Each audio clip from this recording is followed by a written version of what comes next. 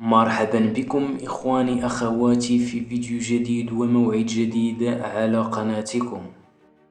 ستقام المباراة التي ستجمع منتخب المغرب بمنتخب الولايات المتحدة الأمريكية اليوم الأحد 12 من أكتوبر 2025، وذلك ضمن مرحلة ربع نهائي كأس العالم للشباب تحت 20 سنة.